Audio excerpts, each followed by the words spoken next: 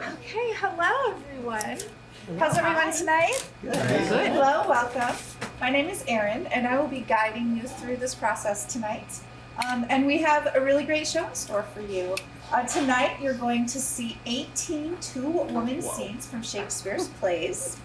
They are performed by the wildly talented Savannah Yates and Maeve McCurdy, playing all of the roles, except I get to make a tiny little cameo, but I don't speak, but it's still fun. So a little bit of housekeeping, first of all. Please make sure that you have silenced your phones. You don't want anything to pull you out of these magical moments. I also want to let you know that tonight is a staged reading.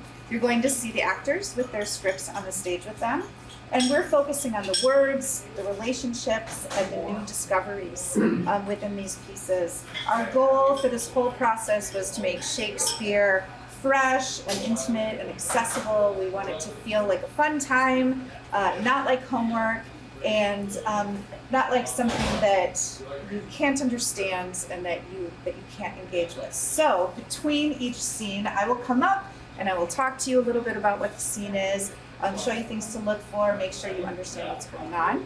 I'm sort of your master of ceremonies for that. Our night is divided into 2 acts. We have an intermission between. There'll be concessions during intermission. And in Act 1, you will see the Comedy of Errors, the Two Gentlemen of Verona, the Merchant of Venice, and Romeo and Juliet. So our first scene of the evening is from the Comedy of Errors, Act 2, Scene 1. And this is likely Shakespeare's very first comedy. Adriana will be played by Savannah, and she is mad because her husband and his servant are late for dinner. She vents to her sister Luciana, Maeve, who sees things very differently. A few notes about this scene. It's a very direct scene. You're going to see very little subtext, which is a sign of Shakespeare's earlier works. As we go through the evening, you'll see that his characters and his writing and everything deepens and becomes more complex. We don't often think of Shakespeare being an early playwright, but he had to start somewhere, right? And he started with Comedy of Errors. In this scene, you're going to see the 2 women debating about women's role in society. It's also an early theme of Shakespeare's, and a theme that he continued throughout, this questioning of tradition. Adriana feels a little bit old school, but there's a spark of feminism, and these are fiery and fun roles to play. So please welcome Maeve and Savannah for the Comedy of Errors, Act 2, Scene 1.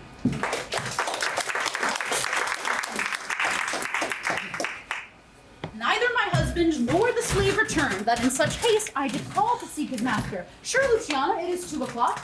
Perhaps some merchant hath invited him, and from the mart he's somewhere gone to dinner. Good sister, let us dine and never fret. A man is master of his liberty. Time is their master. When they see time, they'll go or come. So be patient, sister. Why should their liberty than ours be more? Because their business still lies out o' door. Look, when I serve him so, he takes it ill. Oh no, he is the master of your will. There's none but asses will be bridled so. My headstrong liberty is lashed with woe. There's nothing situate under heaven's eye, but hath his bound in earth, in sea, in sky. The beasts, the fishes, and the winged fowls are their male subjects and at their controls. Nay, more divine, masters of all these, lords of the wide world and the wild watery seas, endued with intellectual sense and souls, more preeminence than fish and fowls, are masters to their females and their lords. Then let your will attend on their accords. This servitude makes youth to keep unwed. Not this, but troubles of the marriage bed. But were you wedded, you would bear some sway. Ere I learn love, I'll practice to obey. How if your husband starts some otherwhere? Till he come home again, I would forbear. Oh, patience unmoved, no marvel though she pause. They can be meek that have no other cause. A wounded soul, bruised with adversity, we bid be quiet when we hear it cry. But were we burdened with like weight of pain, we much ourselves would complain. So thou, that hast no unkind mate to grieve thee, with urging helpless patience wouldst relieve me. But if thou live to see like right bereft, this full-begged patience in thee will be left. Well, I will marry one day, but to try.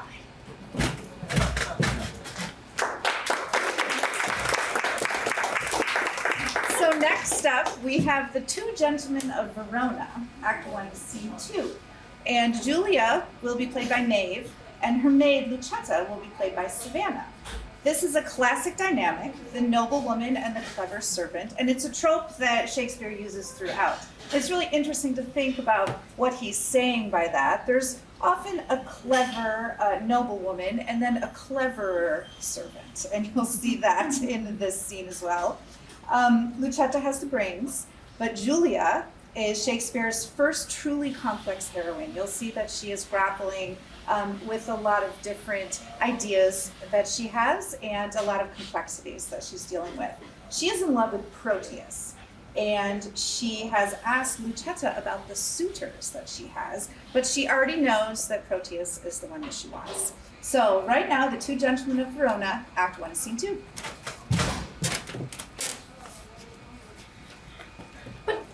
Say, Lucetta, now that we are alone, wouldst thou then counsel me to fall in love? Aye, madam, so you stumble not unheedfully. Of all the fair resort of gentlemen that every day with parle encounter me, of thy opinion which is worthiest love? Please you repeat their names. I'll show my mind according to my shallow, simple skill. What thinkst thou of the fair Sir Eglamour?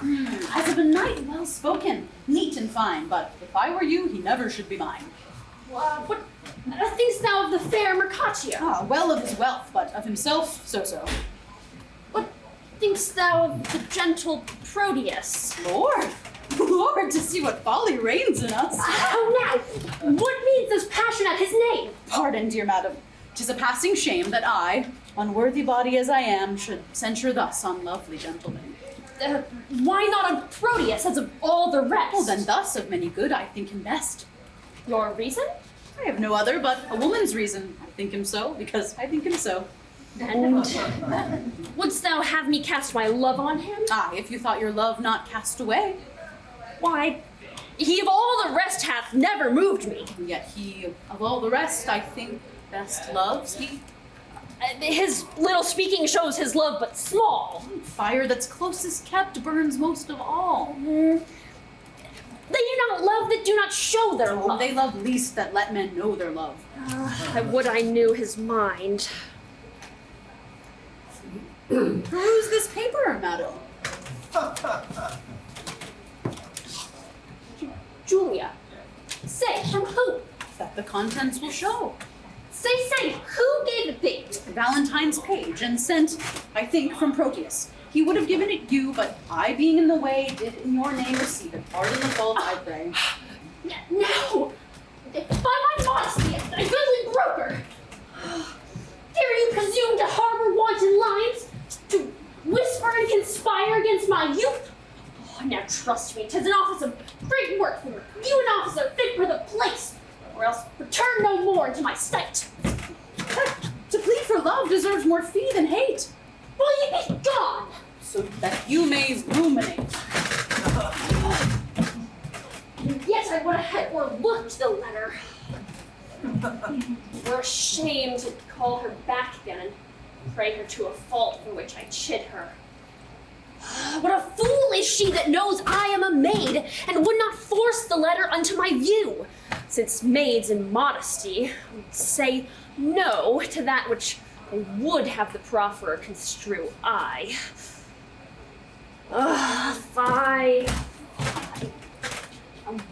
Wayward is this foolish love that, like a testy babe, will scratch the nurse and presently all humbled kiss the rod. Oh, how churlishly I chid Lucetta hence. Willingly I would have had her here. How angrily I taught my brow to frown, and inward joy forced my heart to smile. My penance is to call Lucetta back and ask remission for my folly past. What ho! Lucetta! What would your ladyship? It's near dinner time? I would it were that you might kill your stomach upon your meat, and not upon your maid.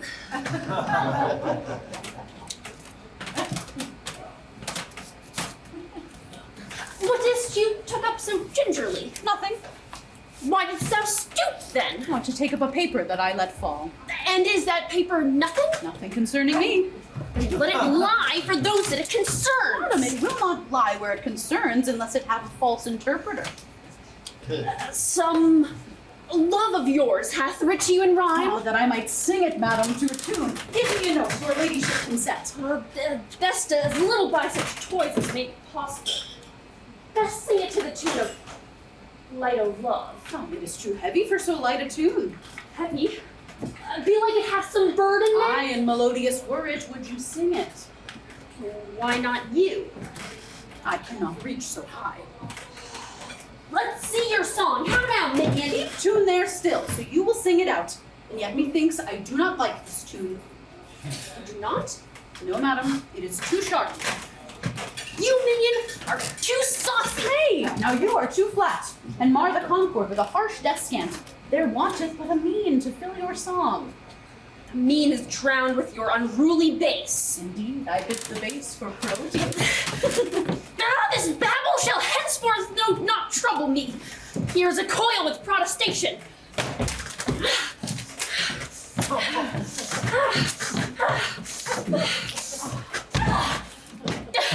Now get you gone, and let the papers lie.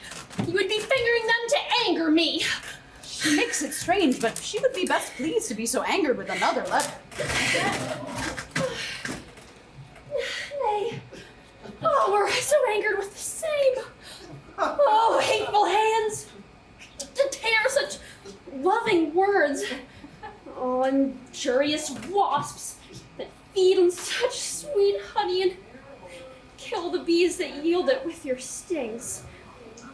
I'll kiss each several paper for amends.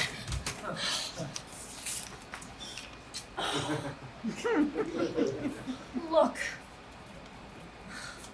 Here's writ, kind Julia. Unkind Julia.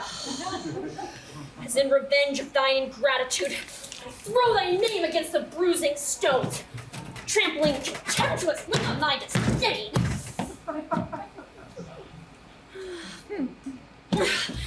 Oh. And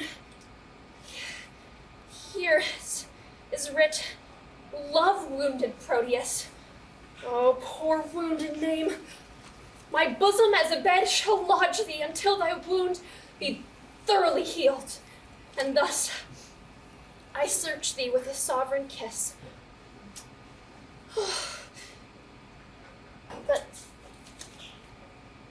twice or thrice was Proteus writ down. The calm good wind, blow not a word away, till I have found each letter in this letter. Except my own name. Some fearful, ragged-hanging rock shall throw it hence into the raging sea.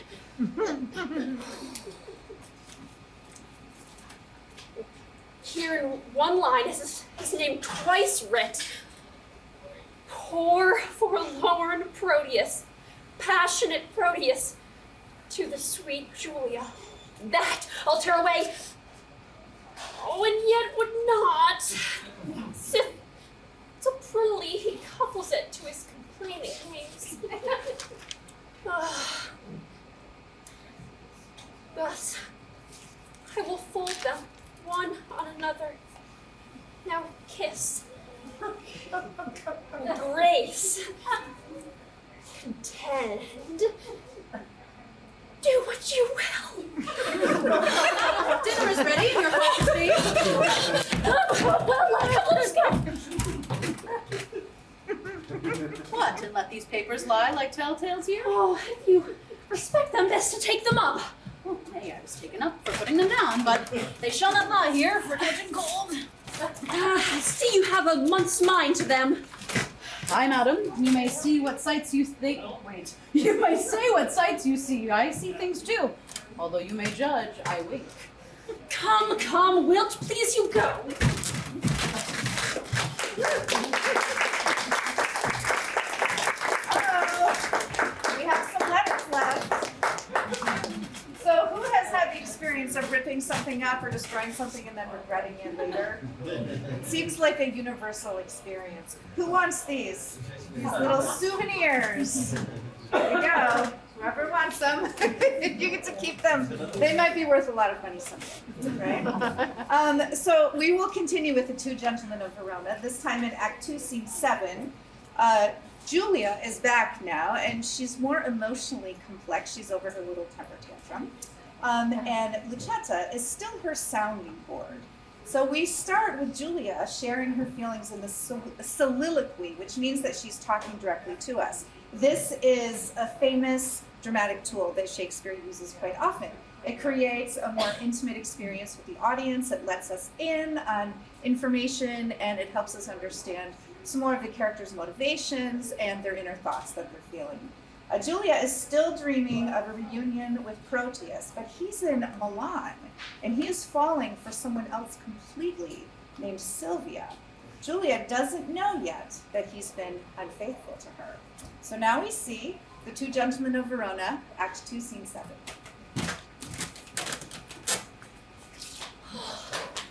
Counsel, Lucetta, gentle girl, assist me.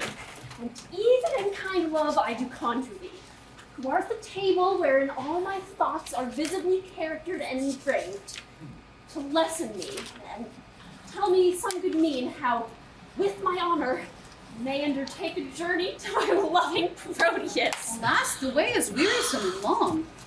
A true devoted pilgrim is not weary to measure kingdoms with his feeble steps, much less she that hath love's wings to fly. When the flight is made to one so dear, of such divine perfection as Sir Proteus. Better forbear till Proteus make return. Oh, knowest thou not his looks are my soul's food? The pity the dearth that I have pined in, by longing for that food so long a time. Didst thou but know the inly touch of love, thou wouldst as soon as go kindle fire with snow, as seek to quench the fire of love with words. I do not seek to quench your love's hot fire, but to qualify its extreme rage, lest it burn beyond the bounds of reason. The more thou dampst it up, the more it burns. The current that with gentle murmur glides, thou knowest being stopped, impatiently doth rage. But when his fair course is not hindered, makes sweet music over the enamelled stones, giving a gentle kiss to every sedge he overtaketh in his pilgrimage. And so by many winding nooks he strays with willing sport to the wild ocean. And let me go, and hinder not my course. I'll be as patient as a gentle stream, and make a pastime of each weary step, till the last step have brought me to my love. And there I'll rest, as after much turmoil a blessed soul doth in Elysium. But in what habit will you go along? Not like a woman, for I would prevent the loose encounters with lascivious men. Gentle Lucetta, fit me with such weeds as may beseem some well-reputed page. Why, then your ladyship must cut your hair. Oh, no, girl. I'll knit it up in 20 odd conceited true love knots. To be fantastic, they become a youth of greater time than I shall show to be. What fashion, madam, shall I make your breeches? That fits as well as... Tell me, good my lord, what compass will you wear your farthingale? Why, even what fashion thou dost likest, Lucetta? You must needs have them with a codpiece, madam. Out, Lucetta!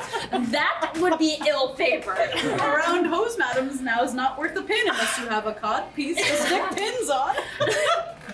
Lucetta, as thou lovest me, let me have what thou thinkst meet and is most mannerly. Oh. Tell me, funny wench. How will the world repute me for undertaking so unstaid a journey? I fear me it will make me scandalized. If you think so, then stay at home and go not. Nay, that I will not. And never dream on infamy, but go. If Proteus like your journey when you come, no matter who's displeased when you are gone. Fear me, you will be scarce pleased with all. That is the least Lucetta of my fears. 1,000 oaths, an ocean of his tears, and instances of infinite of love warrant me welcome to my Proteus. All these are servants to deceitful men. Base men who use them to so base effect. Truer stars to govern Proteus first. His words are bonds. His oaths are oracles. His love sincere. His thoughts immaculate.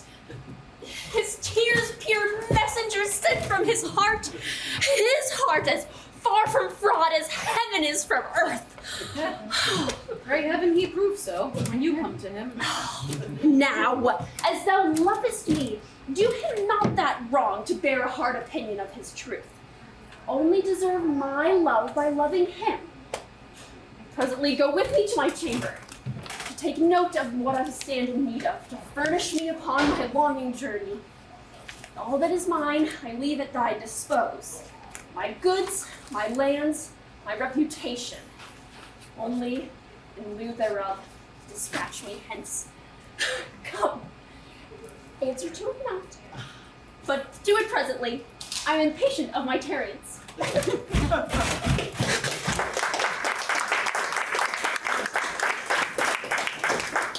So now we are still in the world of Two Gentlemen of Verona. We are going to move on to Act 4, Scene 4, with Julia, played by Maeve, and now we're going to meet Sylvia.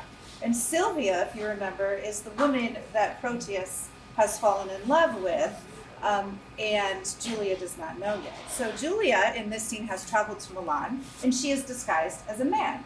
As you heard, they were planning. And this is a really fun trope that happens often in Shakespeare, because if you remember, at this time, there were no women allowed on the stage. So to get through that situation, they had boys playing the women's roles. And so in many of the plays, we have boys playing women dressed up again as boys, as characters. So it's a really interesting dynamic that is created there. These are called trousers roles. And this is Shakespeare's first trouser role in Julia.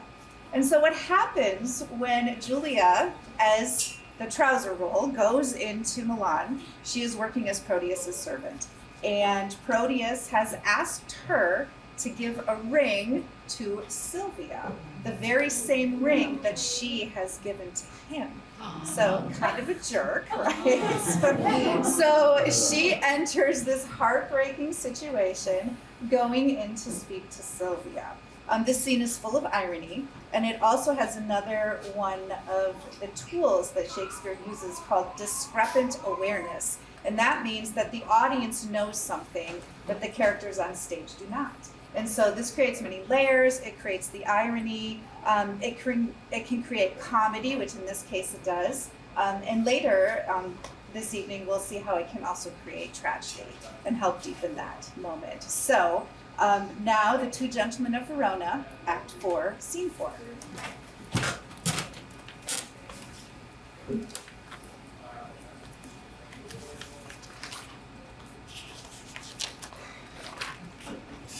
How many women would do such a message? Alas, poor Proteus, thou hast entertained a fox to be the shepherd of thy lambs. Alas, poor fool, why do I pity him, that with his very heart despiseth thee? Because he loves her, he despiseth me. Because I love him, I must pity him. This ring I gave him when he parted from me, to bind him to remember my goodwill. And now am I, unhappy messenger, to plead for that which I would not obtain, to carry that which I would have refused, to praise his faith which I would have dispraised. I am my master's true confirmed love, but cannot be true servant to my master, unless I prove false traitor to myself. Yet, I will woo him, yet so coldly as heaven it knows, I would not have him speed. Gentlewoman, good day. I pray you, be my mean to bring me where to speak with Madame Sylvia. What would you with her, if that I be she? If you be she, I do entreat your patience to hear me speak the message I am sent on. From whom? From my master, Sir Proteus, madam. He sends you for a picture. Aye, madam. Go give your master this. Tell him from me, one Julia, that his changing thoughts forget would better fit his chamber than this shadow. Madam, please you peruse this letter. Pardon me, madam, I have unadvised delivered you a letter I should not. This is the letter to your ladyship. I pray you, let me look on that again. It may not be good, madam. Pardon me. There.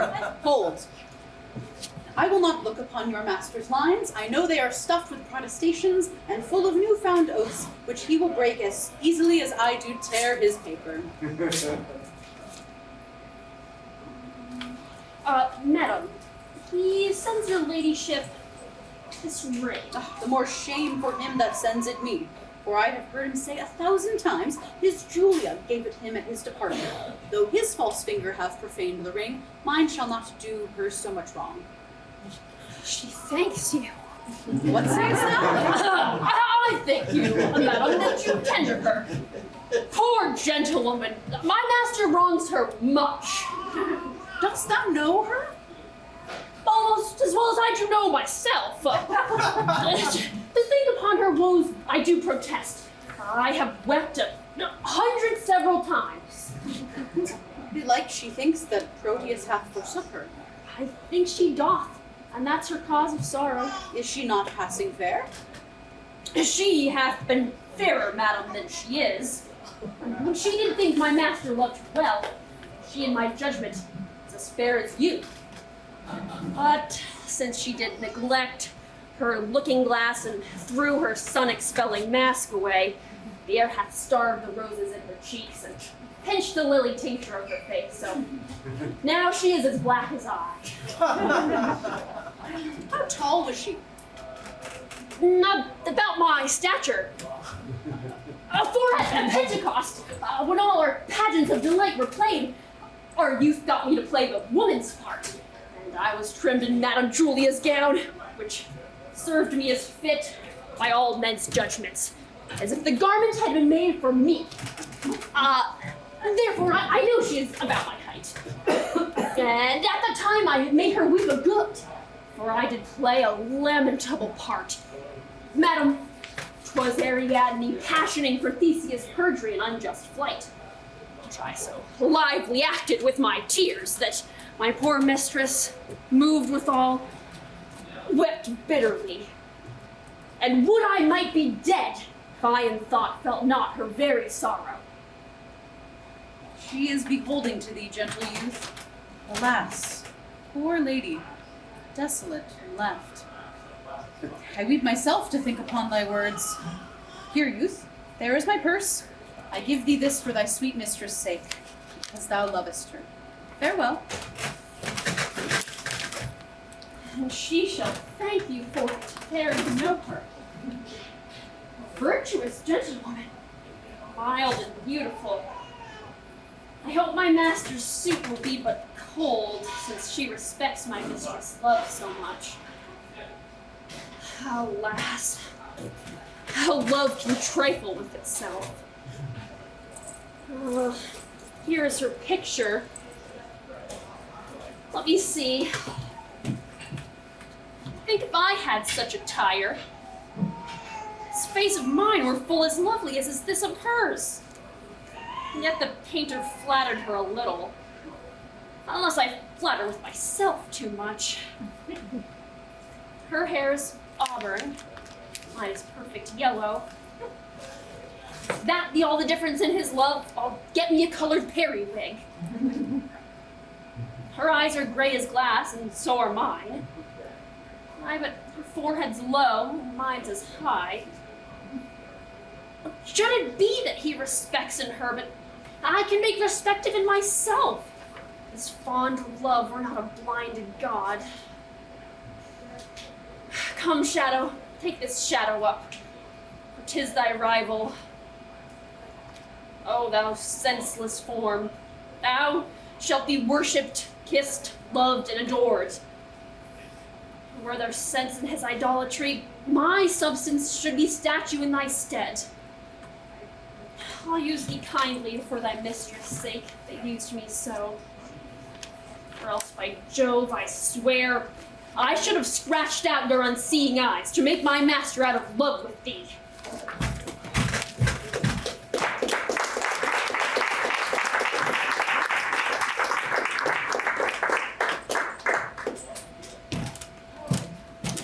So our next scene this evening is going to be from The Merchant of Venice. It's Act 1, Scene 2, and we have a prop for this. Portia will be played by Savannah, and Nerissa will be played by Maeve. And in this scene, Portia is a wealthy heiress with one big problem, her late father's will. She can only marry the man who chooses the right casket, gold, silver, or lead, because only one of these contains her portrait. This is the wonderful idea of how to choose a husband. Glad it didn't take off, right? So even with the money and the status, we can see that she has very little control over her own future. So in this scene, the two women are chatting and they're sizing up the suitors. And it's a very similar setup to Two Gentlemen of Verona. There's a clever mistress and a cleverer maid. Shakespeare absolutely loved this dynamic. This is also the first scene you'll see that is written entirely in prose, not in verse. And it creates more relaxed, natural rhythm. It feels more like a conversation, and it's a fun shift in tone and style. So we bring you The Merchant of Venice, Act 1, Scene 2.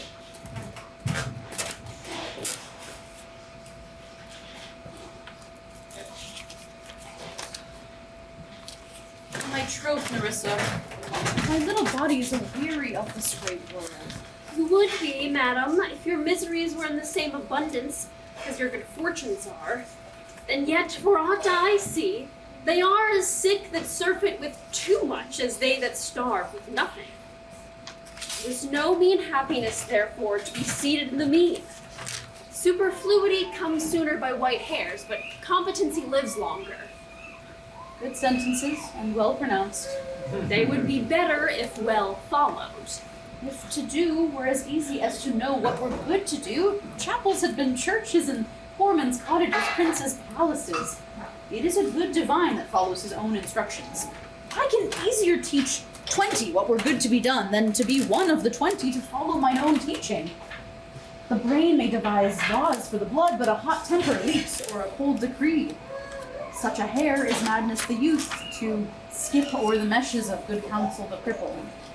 But this reasoning is not in the fashion to choose me a husband. The word choose. I might neither choose whom I would, nor refuse who I dislike. So is the will of a living daughter curbed by the will of a dead father. Is it not hard, Nerissa, that I cannot choose one nor refuse none? Your father was ever virtuous, and holy men at their death have good inspirations. Therefore the lottery that he hath devised in these 3 chests of gold, silver, and lead, whereof who chooses his meaning chooses you, will no doubt never be chosen rightly by one who shall rightly love. But what warmth is there in your affection towards any of these princely suitors that are already come? I pray thee, overname them, and as thou namest them, I will describe them, and according to my description, level at my affection. First, there is the Neapolitan prince. Aye, that's a colt indeed, for he doth nothing but talk of his horse. And he makes it a great appropriation to his own good parts that he can shew him himself. I am much afeard, my lady, his mother played false with the smith. Then there's the County Palatine. Ah, he doth nothing but frown, as who would say, if you will not have me, choose. He hears merry tales and smiles not. I fear he will prove the weeping philosopher when he grows old, being so full of unmannerly sadness in his youth. I had rather be married to a death's head with a bone in its mouth than to either of these two. God save me from them. How say you by the French lord, Monsieur Lebar? God made him, and therefore let him pass for a man. In truth, I know it is a sin to be a mocker, but he hath a horse better than the Neapolitans, a bad habit of frowning than the Count Palatine. He is every man and no man. If a throstle sings, he falls straight a capering. He will fence with his own shadow. If I should marry him, I should marry 20 husbands. If he would despise me, I would forgive him, for if he loves me to madness, I shall never requite him. What say you then to Falconbridge, the young lord of England? You know I say nothing to him, and he to me, because he understands not me, nor I him. He hath neither Latin, nor French, nor Italian, and you will come into the court and swear that I have a poor pennyworth in the English? He is a proper man's picture, but alas, who could converse with a dumb show?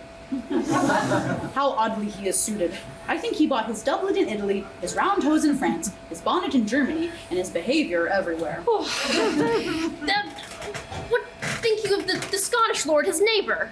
That he hath a neighborly charity in him, for he borrowed a box of the ear from an Englishman, and swore he would pay him back when he was able. I think the Frenchman became his surety and sealed him under for another. How like you the young German, the Duke of Saxony's nephew? Very vilely in the morning when he is sober, and most vilely in the afternoon when he is drunk. When he is best, he is little worse than a man, and when he is worst, he is little better than a beast. And the worst fall that ever fell, I hope I shall make shift to go without him. You need... If he should offer to choose, then choose the right casket. You should refuse to perform your father's will. You should refuse to accept him. Therefore, for fear of the worst, I pray thee, set a deep glass of Rhenish wine on the contrary casket. If the devil be within and temptation without, I know he will choose it. I will do anything, Nerissa, ere I'll be married to a sponge. You need not fear, lady, the having any of these men. They have acquainted me with their determinations, which is to return to their home and to trouble you with no more suit, unless you may be won by some other sort than your father's imposition, depending on the caskets. If I live to be as old as Sibylla, I will die as chaste as Diana, unless I be obtained by the manner of my father's will. I am glad this parcel of wooers are so reasonable, for there is not one among them but I dote on his very absence. And I pray God grant them a fair departure. Do you not remember, lady, in your father's time, a Venetian, a scholar and a soldier, that came hither in the company of the Marquis of Montferrat? Yes, it was Bassanio, as I think he was so called. True, madam. He of all men that my foolish eyes looked upon was the best deserving a fair lady. I remember him well, and I remember him worthy of thy praise. 4 strangers seek for you, madam, to take their leave. And there is a forerunner come from a 5th, the Prince of Morocco, who brings word the prince's master will be here tonight. If I could bid the 5th welcome with so good a heart as I can bid the other 4 farewell, I should be glad of his approach. If he have the condition of a saint and the complexion of a devil, I had rather he should shrive me than wive me. Come, Nerissa, go before. While we shut the gates upon one wooer, another knocks at the door.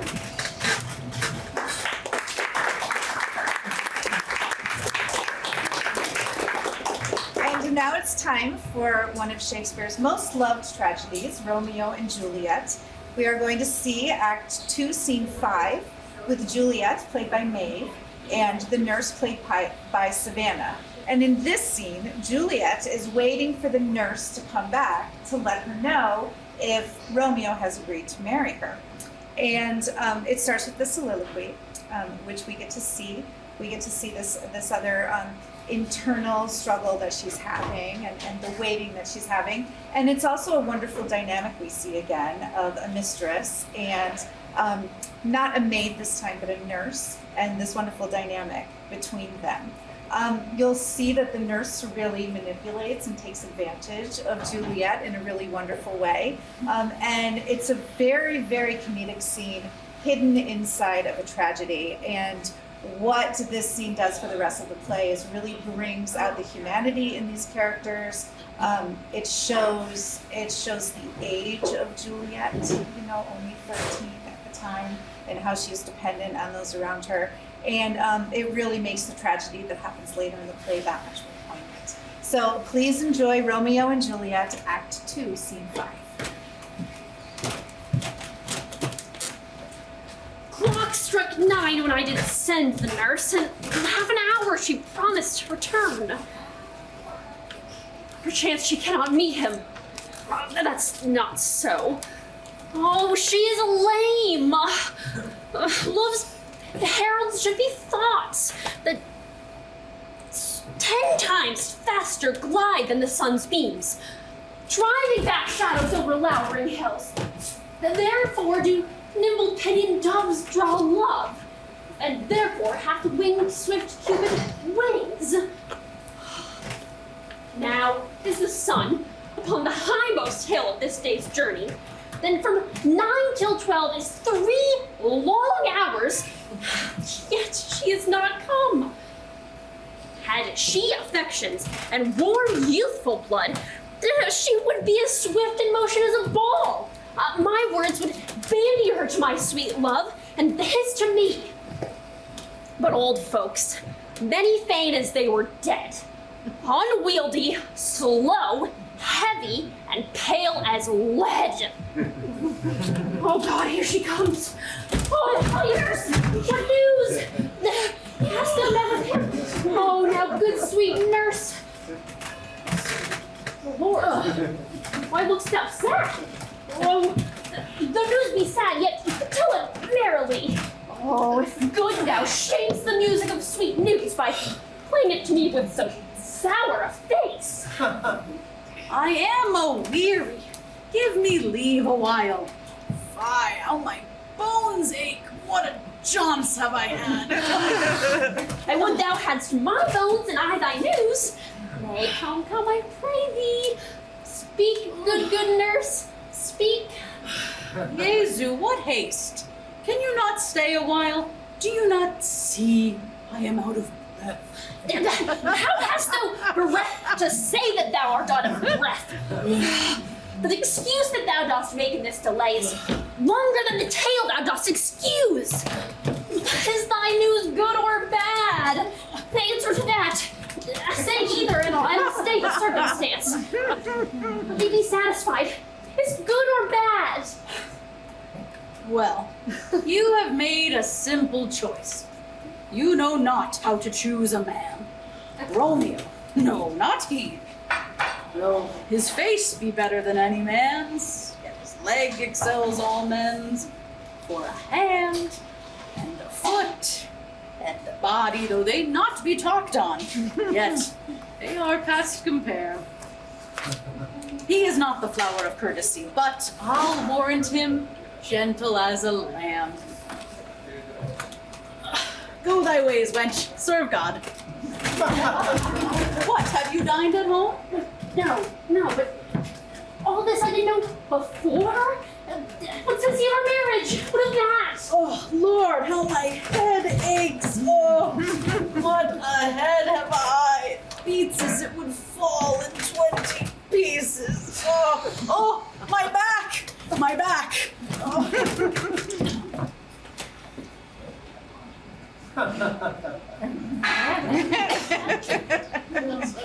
T'other side. Oh, my back. Oh, beshrew your heart for sending me about to catch cold jouncing up and down. In faith, I am sorry that thou art not well. Sweet nurse, tell me what says my love. Your love says, like an honest gentleman, and a courteous, and a kind, and a handsome, and I warrant a virtue. Where's your mother? Where is my mother? Why, she is within. Where should she be? How oddly thou repliest. Your love says, like an honest gentleman, where is your mother? Oh, God's lady dear, are you so hot? Oh, Mary. Oh. I trow, is this the poultice for my aching bones? Henceforward, do your messages yourself. He's such a coil! Come, what says Romeo? You got leave to go to Shrift today? I have. Then hie you hence to Friar Lawrence' cell. There stays a husband to make you a wife.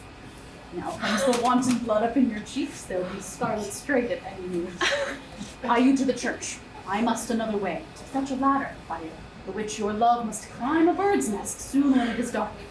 I am the drudge and toil in your delight, but you shall bear the burden soon at night. Go, I'll to dinner, hie you to the cell. Hie to high fortune, honest nurse. Farewell.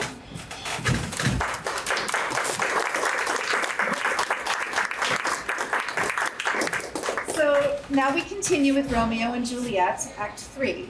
And in this scene, things have taken a dark turn.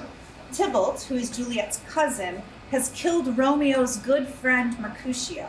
And in turn, Romeo has killed Tybalt out of revenge and anger. And then Romeo has been banished from Verona. So Juliet is waiting for Romeo, and she knows none of this yet. She's still waiting for him, and the nurse arrives with the devastating news. It begins with a soliloquy from Juliet. She speaks directly to the audience. And this is another example of discrepant awareness, where the audience knows something that the characters do not. This time it's used for tragedy and to highlight the tragic situation as opposed to being used for comedy.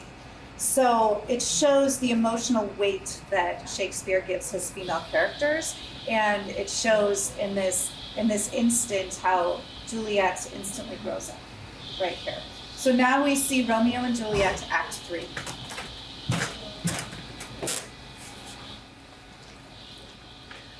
Gallop apace, you fiery-footed steeds, towards Phoebus' lodging.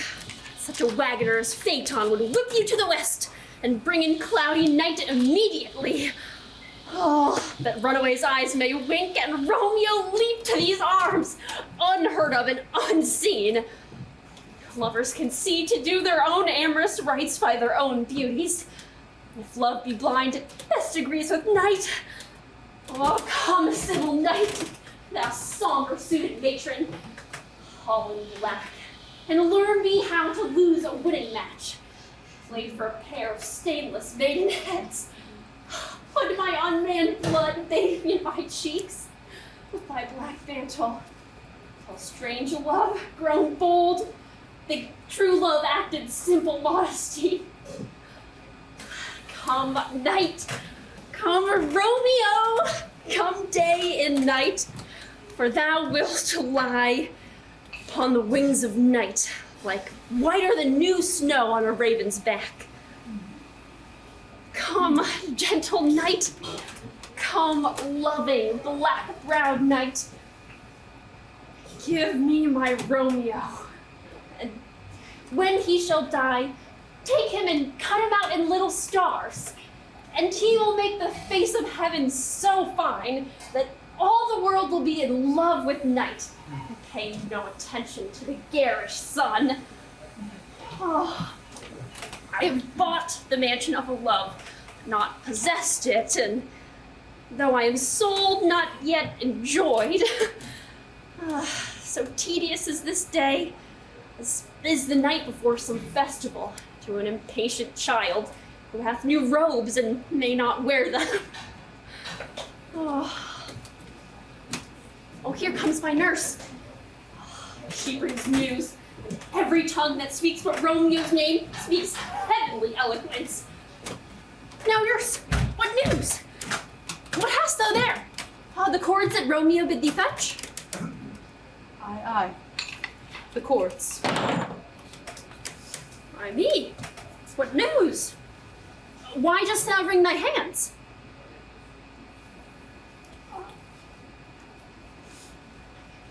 Well a day. He's dead. He's dead. He's dead. Oh, we are undone, lady. We are undone. Alack the day. He's gone. He's killed.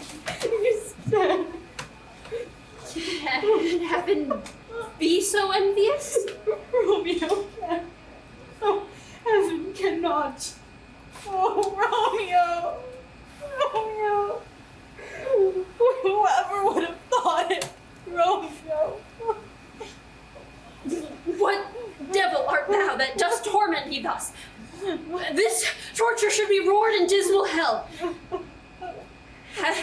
Romeo slain himself? I saw the wound.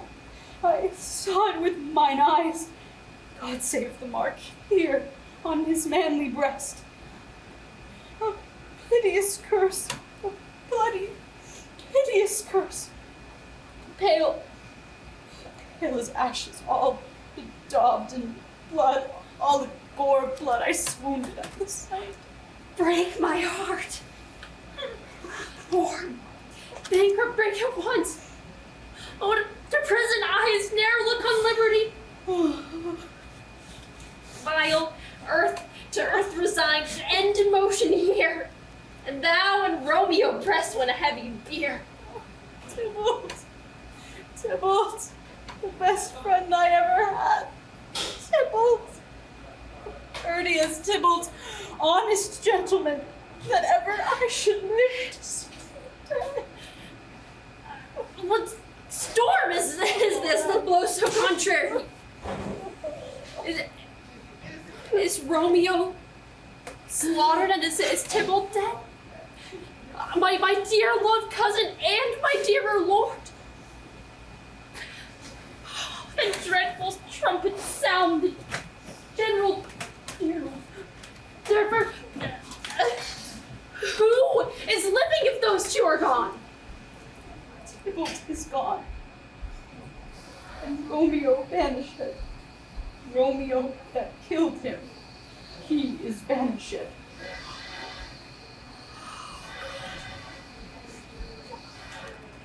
Romeo's hand shed Tybalt's blood.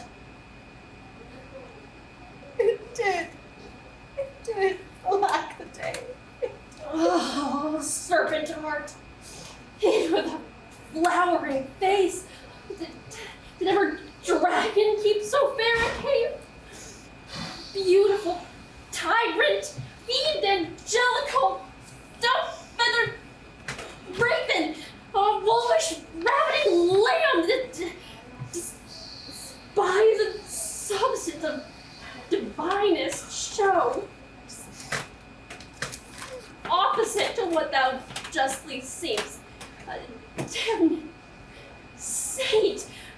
Oh, the deceit should dwell in such a gorgeous palace!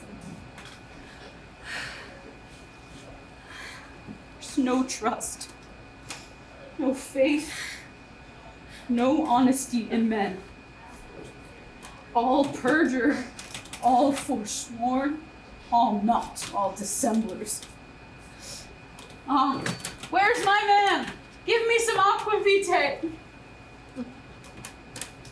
These griefs, these woes, these sorrows make me old. Shame come to Romeo. Blistered be thy tongue for such a wish. He was not born to shame. Upon his brow, shame is ashamed to sit. For 'tis a throne where honor may be crowned, sole monarch of the universal earth. Oh, what a beast I was to chide at him. Will you speak well of him that killed your cousin? Shall I speak ill of him that is my husband? Oh, my poor lord. What tongue shall smooth thy name when I, thy 3 hours' wife, have mangled it? Wherefore, villain, didst thou kill my cousin? That villain cousin would have killed my husband. Back, foolish tears, back to your native spring. Your tributary drops belong to woe, which you mistaking offer up to joy. My husband lives that Tybalt would have slain, and Tybalt's dead that would have slain my husband. All this is comfort, wherefore weep I then. Tybalt is dead, and Romeo's banished. Oh, that banished, that one word. Banished hath slain 10,000 Tybalts. Tybalt's death was woe enough if it had ended there.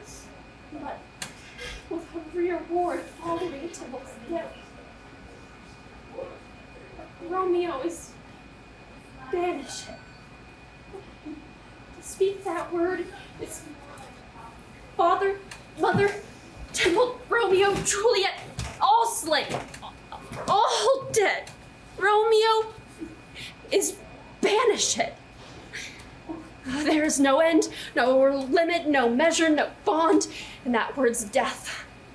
No words can that woe sound. Where is my father and my mother nurse? Weeping and wailing over Tybalt's curse. Will you go to them? I will bring you thither. Wash they his wounds with tears. Mine shall be spent when theirs are dry. For Romeo's banishment. Take up those cords. Poor ropes. You are beguiled. Both you and I. For Romeo's exile. He made you for a highway to my bed, but I, a maid, died, maiden widowed. Come, cords. Come, nurse. I'll to my wedding bed, and death, not Romeo. Take my maidenhead. Hie to your chamber. I'll find Romeo to comfort you. I wot well where he is. Hark ye, your Romeo will be here at night. I'll to him. He has hid at Lawrence. Though find him,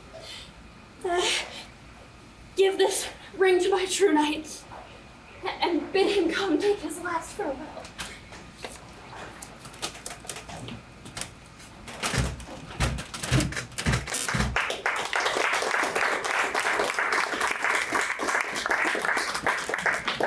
So on that happy note, we are going to take an intermission now. Teeny Tiny Shakespeare has been watching, and he's been enjoying the show. He really likes to be on the stage, so we're going to leave him right here if anyone wants to come and ask him any questions about what's going on. You can also talk to me. You can also talk to Tom. Let's give it up for Tom.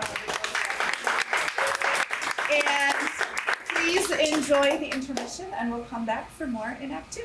Thank you. There's some concessions over And there are concessions. medication. All right. To take Teeny Tiny Shakespeare off the stage. He was bit by the theater bug. He likes to stay up here. So I hope you had a good intermission, that you had some concessions if you wanted. I'm on the wrong page. Welcome back is the page I'm supposed to be on. Okay, so now we are in Act 2.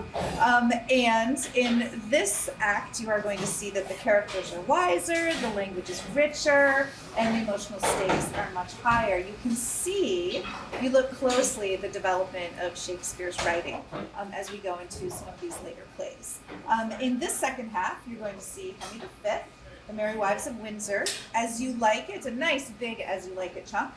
Twelfth Night, All's Well That Ends Well, and then we'll end on the happy note of Othello to send you on your way. So the first scene of Act 2 is Henry V, Act 3, Scene 4. And what's happening here is Princess Catherine of France, who is played by Savannah, is getting an English lesson from her maid, because King Henry is marching toward Paris after a major victory, and she wants to be able to speak some English with him when he arrives. So it is full of fun and sweet little language mix-ups. It's entirely in French, which I find extremely impressive. And it is a reminder that Shakespeare is truly universal. English, French, or a little bit of Franglish that you're going to see here. We have Savannah playing Catherine and Maeve playing Alice. Alice, tu as été en Angleterre et tu parles bien anglais. Un peu, madame. Je te prie, m'enseigner. Il faut que je prenne à parler. Comment appelez-vous le man en anglais? La mère, elle est appelée de Ant.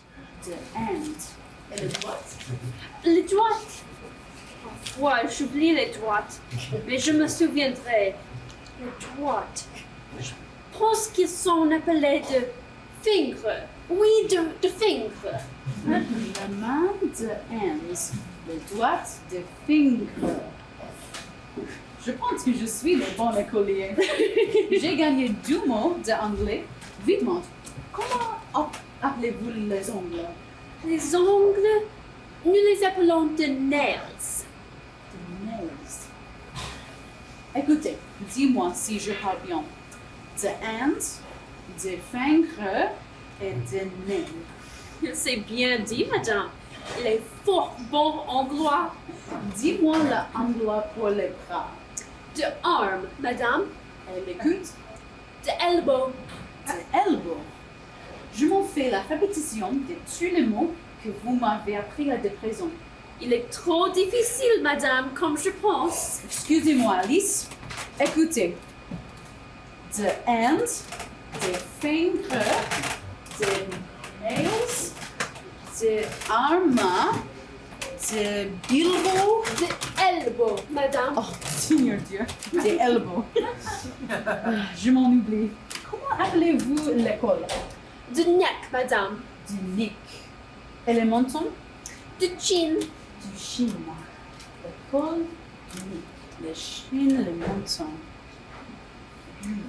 Oui, sauf votre honneur, en vérité, vous prononcez les mots aussi droits que la native d'Angleterre. Je n'ai 2 points d'apprendre à la grâce de Dieu et un peu de temps. N'avez-vous pas déjà oublié ce que je vous ai enseigné? Non, je réciterai à vous promptement. De hands, de fingers, de nails, De nails, madame. de nails, de arms, de elbow. De elbow, sauf votre honneur. Ainsi, digé. Du elbow, du neck et de chin. Comment appelez-vous la pièce et la robe? De foot, madame. Et de cow. Foot et de crown? Oh, Seigneur Dieu! Ces sont mots des sont mauvais, correctibles, gros, impudiques. Et non pour les dames d'honneur de l'user. Je ne voudrais prononcer ces mots devant les seigneurs de France pour tout le monde. Oh, oh, le foot et la crown. Non, moi, je réciterai une autre fois mon leçon ensemble. De hands, de fingers, de nails, de arms, de elbow, de neck, de shin, de foot et de crown. Excellent, madame. C'est assez pour une fois. Nous allons la dîner.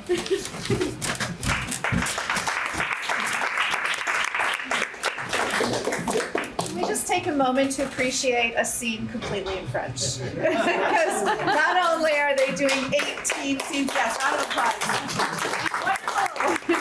Not only, 18 different Shakespeare scenes, no problem. Oh yes, one is in French. Oh, they've got it. I'm truly impressed. So the next scene we'll see is from the Merry Wives of Windsor, Act 2, Scene 1. And we have Mistress Page, played by Savannah, and Mistress Ford, played by Maeve. And Falstaff, a character in this, is broke and has a very terrible idea. He is going to seduce 2 wealthy married women. So he writes them love notes. What he forgets is that they are best friends, and he writes them identical love notes. So quite a genius, right? The story behind Falstaff is that Queen Elizabeth supposedly requested a comedy where Falstaff falls in love. She was so taken by that character that she wanted more of him. This play is written in prose. It fits the lively middle-class setting of this. The characters are sharp, practical, and hilarious. So, The Merry Wives of Windsor, Act 2, Scene 1.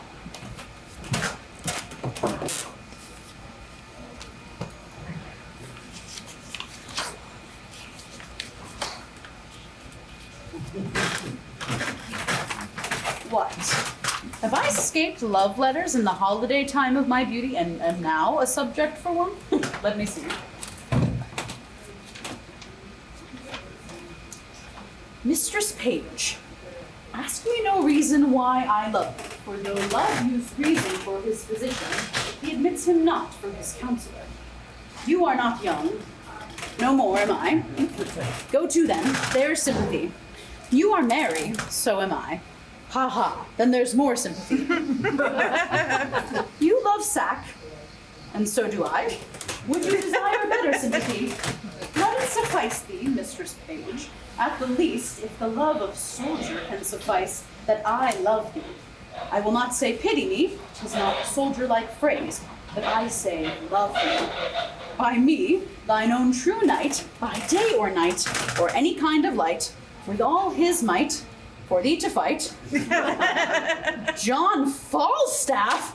Oh, what a Herod of Jewry is this? Oh, wicked world, one that is well nigh worn to pieces with age to show himself a young gallant. What an unweighty behavior has this Flemish drunkard picked, with the devil's name, out of my conversation, that he dares in this manner to assay me? Why, he hath not been thrice in my company. What should I say to him? Is then frugal of my mirth. Heaven forgive me. Why, I'll exhibit a bill in the Parliament for the putting down of men. Shall I be revenged on him? For revenged I will be, sure as his guts are made of puddings. Mistress Page, trust me! I was going to your house! Trust me, I was coming to you. Why, you look very ill. Nay, I'll ne'er believe that. I have to show to the contrary. Faith, but you do, in my mind. Well, I do then. But yet I have to say I can show you to the contrary.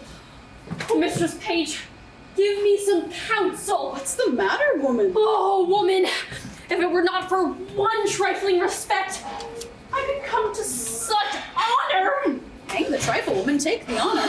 What is it? Dispense with trifles. What is it?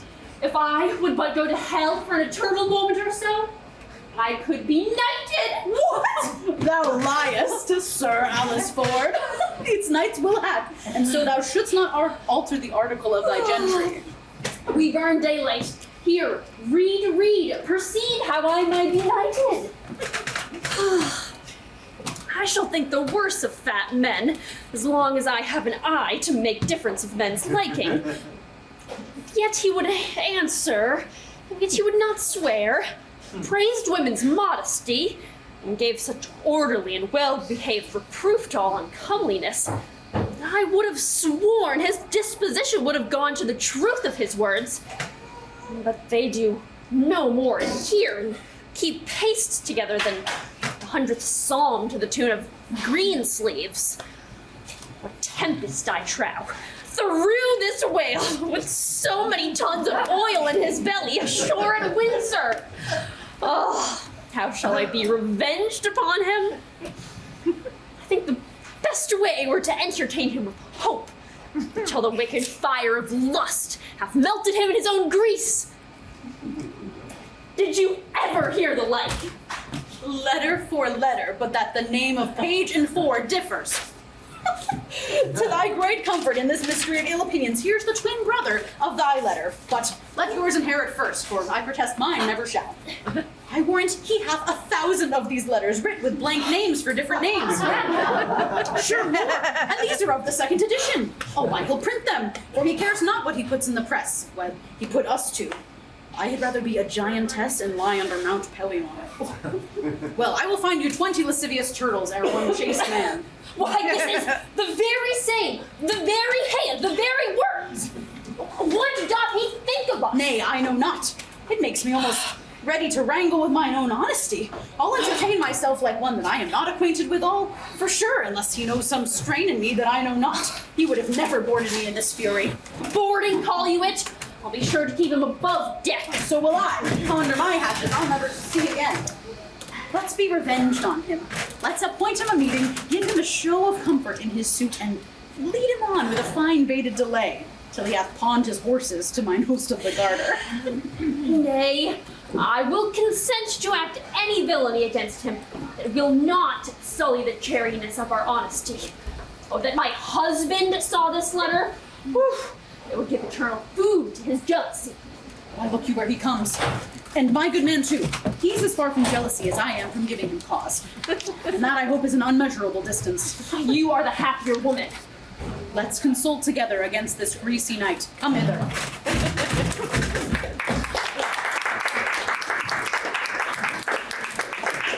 I think that greasy night is one of the best Shakespearean insults ever created, and I think that everyone should try to use it at least once in the next week. Okay? We should all start using Shakespearean insults from now on. So now we are going to go into our As You Like It portion of the evening. We are going to start with Act 1, Scene 2. Rosalind will be played by Savannah, and Celia will be played by Maeve. This is one of Shakespeare's more mature comedies, and it features one of his most beloved and quick-witted heroines, Rosalind. The scene opens with Rosalind in a state of melancholy because her father, Duke Signor, has been overthrown and banished. Rosalind has stayed behind at court, trying to process it all. She shares her sorrow with her cousin Celia, who is the daughter of the man who banished her father. So, another Act 1, Scene 2 intro of leading characters. And we are about to see As You Like It, Act 1, Scene 2. Enjoy.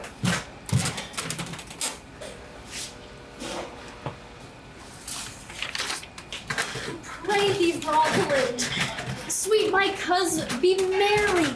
Dear Celia, I show more mirth than I am mistress of. And would you yet I were merrier?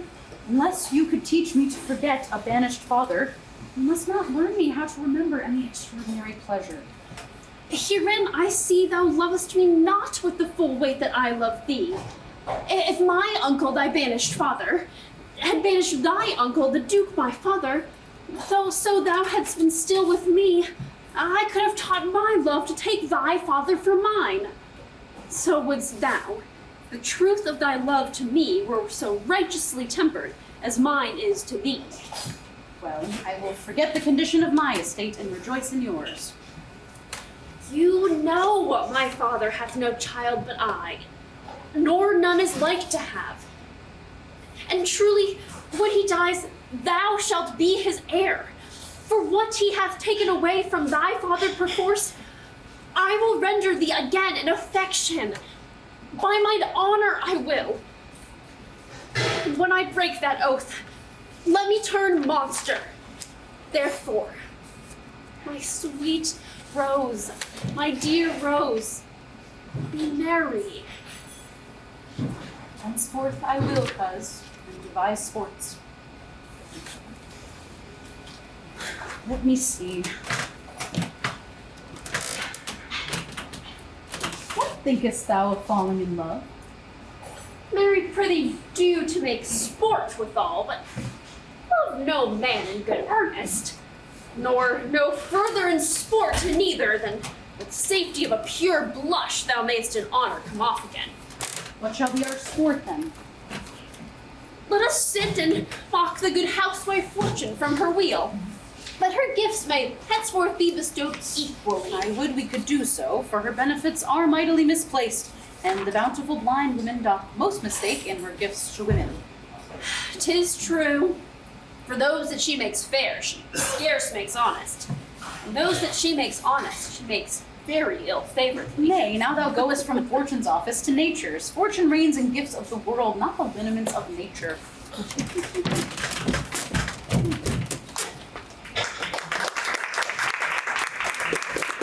And we continue with As You Like It in Act 1, Scene 3. And directly before this scene, there was a wrestling match, which is admittedly one of Shakespeare's strangest scenes that you find, an actual wrestling match. Orlando, the underdog, defeats the champion and the favored wrestler, Charles.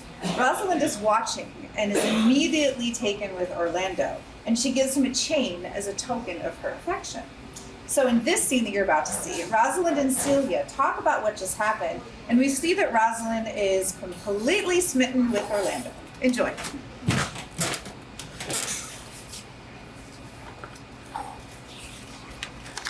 Why, cousin?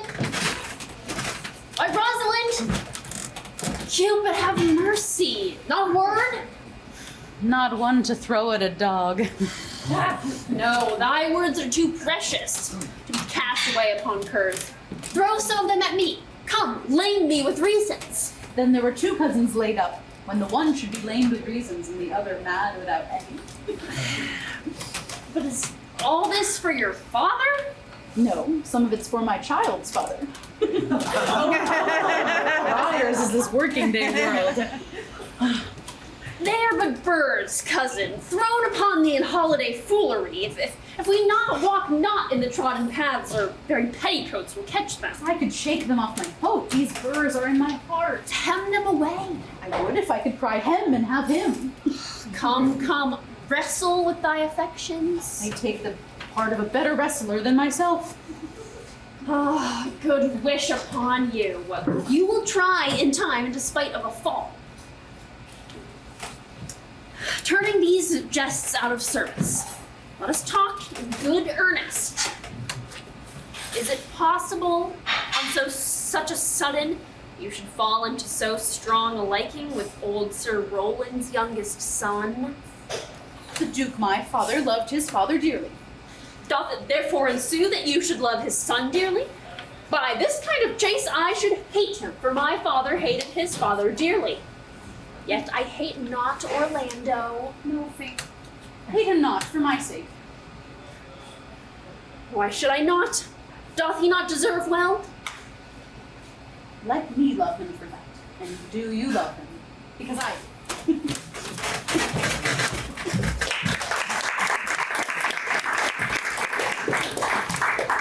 So now we will continue as you like it. Act 1, Scene 3 continued. And right after this scene, Duke Frederick banishes Rosalind. So she and Celia, who I just want to note that Celia gets the award for being the best friend ever, they decide to leave the court together. They decide to go into the forest of Arden to find Duke Signor, Rosalind's father. During the course of this scene, Rosalind decides to, surprise, dress as a man for her safety. So we have yet another trousers roll in As You Like It, Act 1, Scene 3.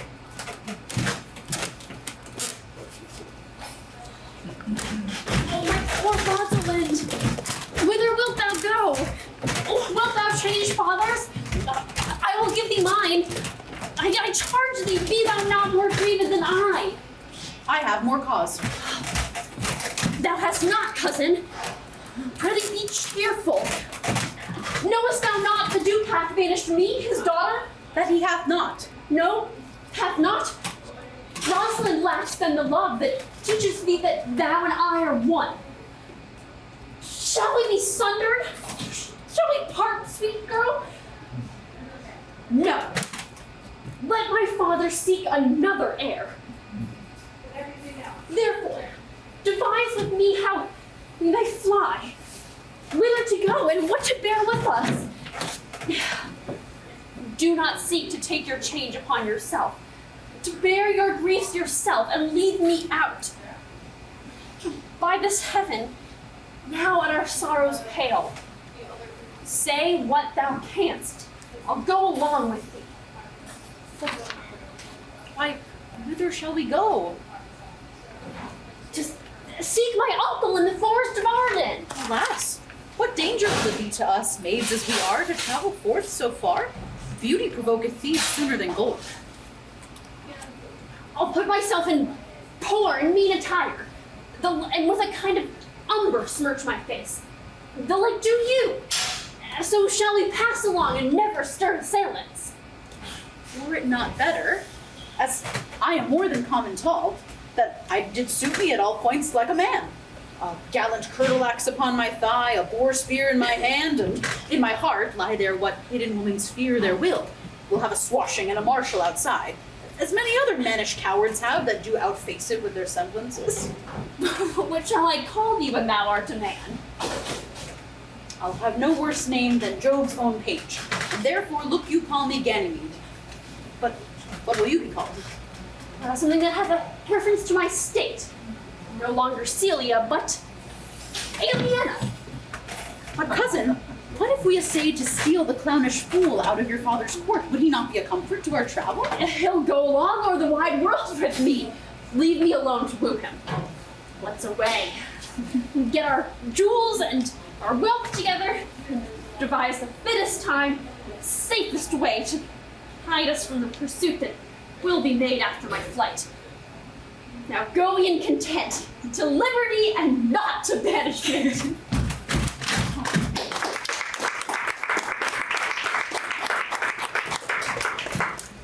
So while they prepare for another trousers roll, there's a little bit of time to talk about Shakespeare. So what are some of your favorite female characters in Shakespeare? Who's got a favorite?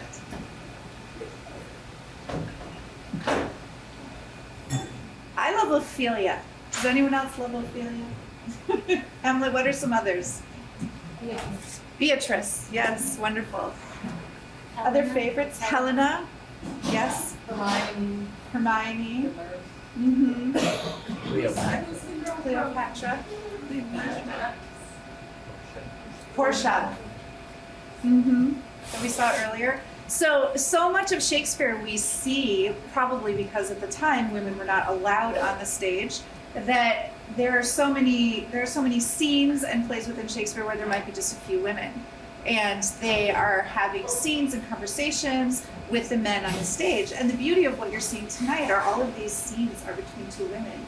And that's what's so special about As You Like It as well, because there are so many scenes between these cousins who are fairly equal in rank and in status within their society, and they're going out on these adventures together.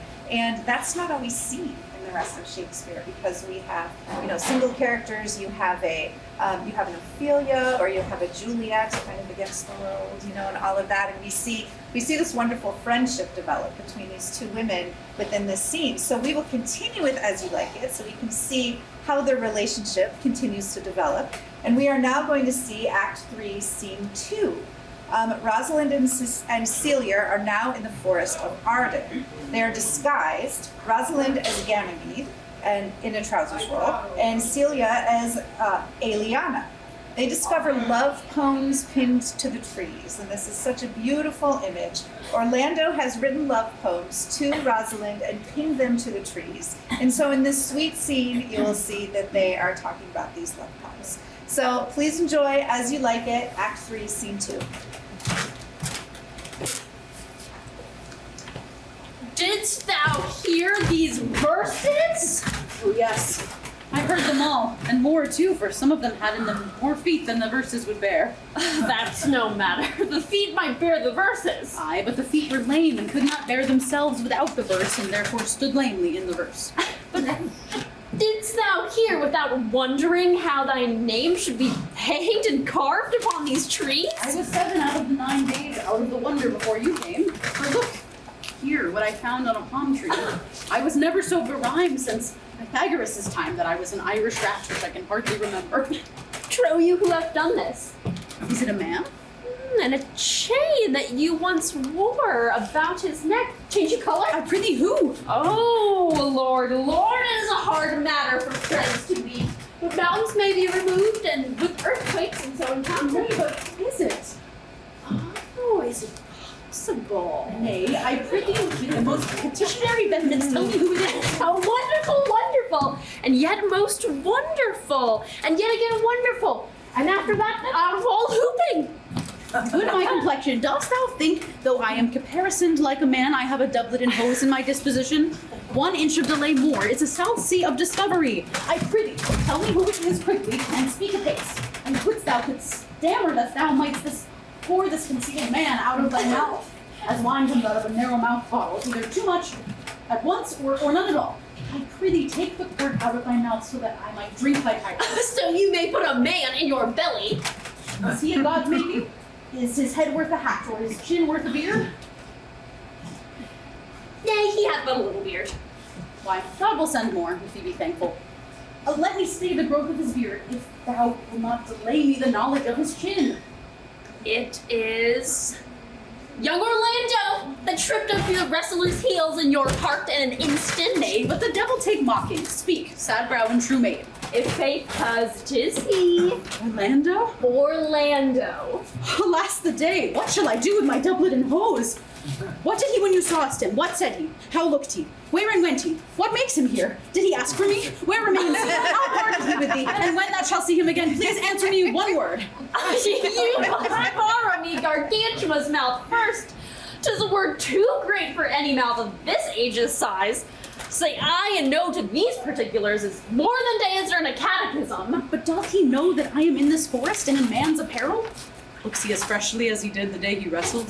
Which is as easy to count atomies as to resolve the propositions of a liver. Take a taste of my finding him, and relish it with good observance. I found him under a tree, like a dropped acorn. It may be well called Jove's tree when it drops forth such fruit.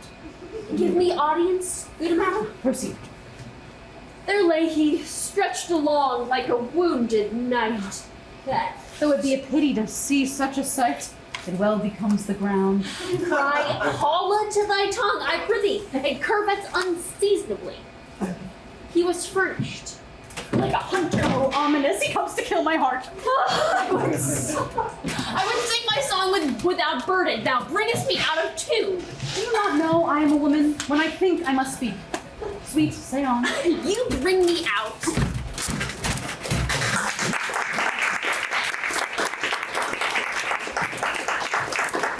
So now to wrap up our As You Like It portion of the evening, we will see Act 3, Scene 4. So in this scene, Rosalind and Orlando have had their meeting in the forest, but Rosalind has not revealed herself. She has stayed disguised as Ganymede. She is claiming that she is testing his love. This is another Shakespearean trope of little tests of love along the way. Shakespeare here is exploring love, identity, and truth in more ambiguous ways.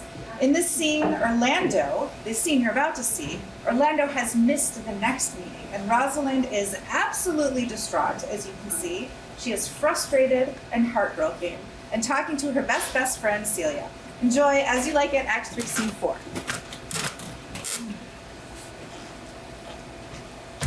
Never talk to me, I will weep. Do I prithee, but yet have the grace to consider that tears do not become a man. But have I not cause to weep? As good cause as one would desire, therefore weep. His very hair is of the dissembling color. Is something browner than Judas's, Mary. His kisses are Judas's own children. His hair is of a good color. Excellent color. Your chestnut was ever the only color. And his kissing as full of sanctity as holy bread. He hath bought a pair of cast lips of Diana, a nun of winter's sisterhood kisses not more religiously. The very ice of chastity is in them. Why did he swear he would come and comes not? Nay, certainly, there is no truth in him. Do you think so? Yes. I think he is not a pick purse nor a horse stealer, but for his verity in love, I do think him as concave as a covered goblet or worm-eaten nut. Not true in love? Yes, when he's in, but I think he is not in. You heard him swear downright he was. Was is not is. Besides, the oath of a lover is no stronger than the word of a tapster. They are both the confirmer of false reckonings. He attends here in the forest on the Duke your father. I met with the Duke yesterday and had much question with him. He asked me of what parentage I was. I told him as good as he, and he laughed and let me go. But what talk we of fathers when there is such a man as Orlando? Well, that's a brave man. He writes brave verses, speaks brave words, swears brave oaths, and breaks them bravely. Quite traverse athwart the heart of his lover. As a flimsy tilter that spurs his horse on one side, breaks his staff like a noble goose. But all's brave that love mounts and folly guides.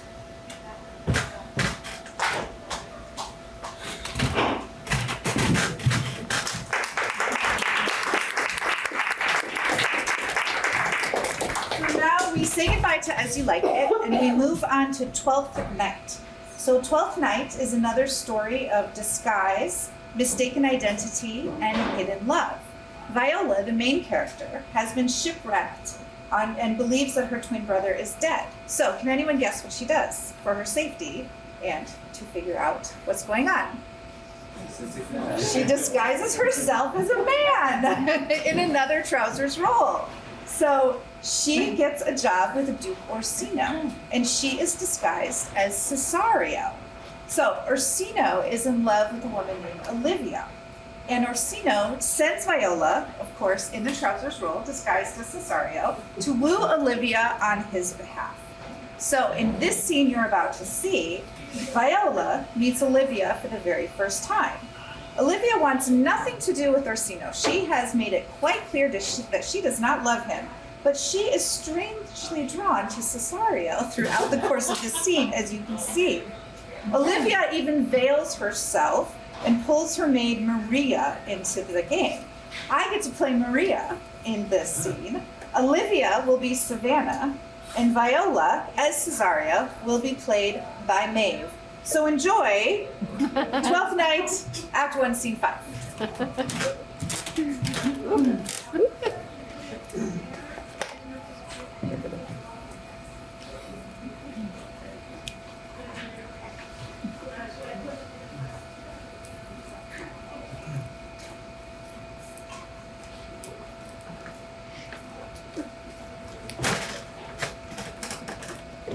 The honorable lady of the house. Which is she? Speak to me. I shall answer for her. Your will? A most radiant, exquisite, and unmatchable beauty. I pray you, tell me if this be the lady of the house, for I never saw her, but I would be loath to cast away my speech. For besides it is excellently well penned, I have taken great pains to con it. Good beauties, let me sustain no scorn. I am very comfortable, even to the least sinister usage. Whence came you, sir? I can say little more than I have studied, and that question's out of my heart. Good gentle one, give me modest assurance if you be the lady of the house, that I may proceed in my speech. Are you a comedian? No, my profound heart, and yet by the very fangs of malice I swear I am not that I play. Are you the lady of the house? If I do not usurp myself, I am. Most certain if you are she, you do usurp yourself. For what is yours to bestow is not yours to reserve. But this is from my commission. I will on with my speech in your praise and then show you the heart of your message. There to what is important in it, I forgive you the praise. Alas, I took great pains to study it, and 'tis poetical. It is the more like to be feigned. I pray you, keep it in. I heard you were saucy at my gates, and allowed your approach rather to wonder at you than to hear you.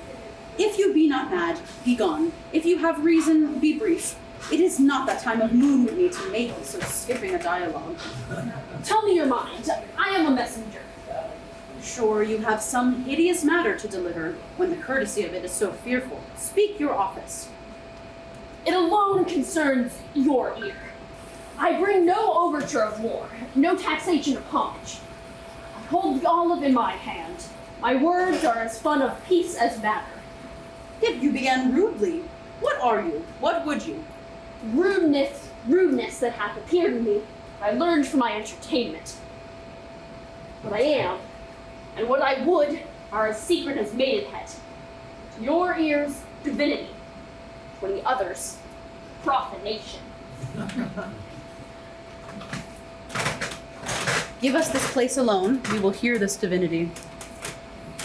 Now, sir, what is your text? Most sweet lady. A comfortable doctrine, and much may be said of it. Where lies your text? In Orsino's bosom. Oh, in his bosom. In what chapter of his bosom? To answer by the method, in the first of his heart. Oh, I have read it. It is heresy. Have you no more to say? Good madam, let me see your face. Have you any commission with your lord to negotiate with my face? You are now out of your text, sir, but we will draw the curtain and show the picture. Look you, sir. Such a one I was this present, it's not well done. Excellently done. God did all. 'Tis ingrained, sir. 'Twill endure wind and weather. 'Tis beauty truly blent. 'Tis red and white, nature's own sweet and cunning hand laid on. Lady, you are the cruelest she alive, if you will lead these graces to the grave and leave the world no copy. Oh, sir, I will not be so hard-hearted. I will give out divers schedules of my beauty. It shall be inventoried, and every particle and utensil labeled to my will as item, 2 lips, indifferent red, item, 2 gray eyes with lids to them, item, 1 neck, 1 chin, and so forth. Were you sent hither here to praise me? I see you what you are. You are too proud. If you are the devil, you are fair. My lord and master loves you. Oh, such love could be but recompensed. You were crowned the nonpareil of beauty. How does he love me? With adorations, fertile tears, with groans that thunder love, with sighs of fire. Your lord does know my mind. I cannot love him.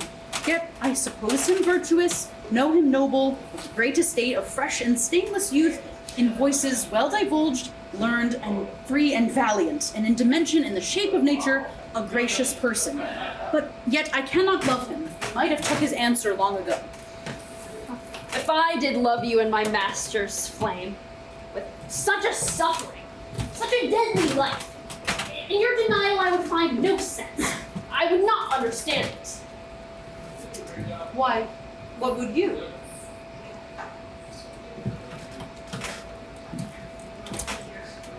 Make me a willow cabin at your gate, and call upon my soul within the house.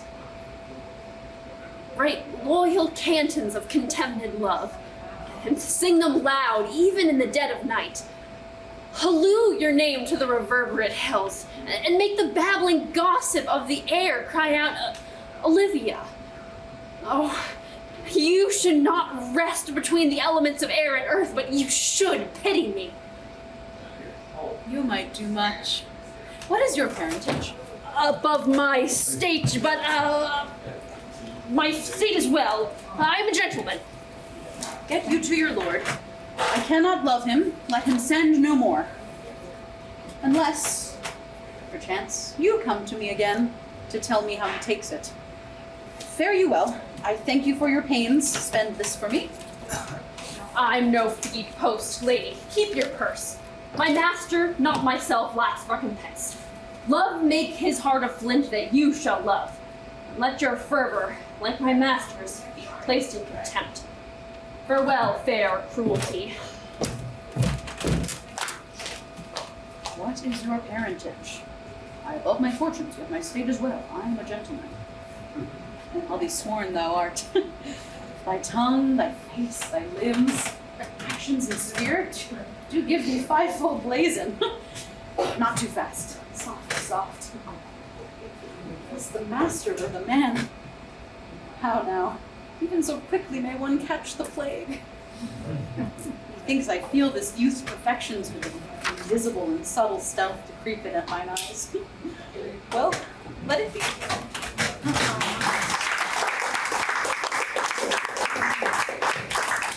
So we continue with Twelfth Night. In Act 3, Scene 1, Viola and Olivia meet again. By now, Olivia is fully in love with Viola, who is still disguised, of course, as Cesario. And emotions are high, and Olivia can barely hold it in, as you'll see. 12th Night, Act 3, Scene 1.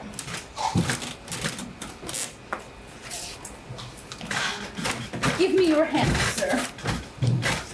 My duty, madam, and most humble service. What is your name? Cesario is your servant's name, fair princess. My servant, sir. 'Twas never merry world, since such lowly feigning was called compliment. Your servant to the Count Orsino youth. And he is yours, and his must needs be yours.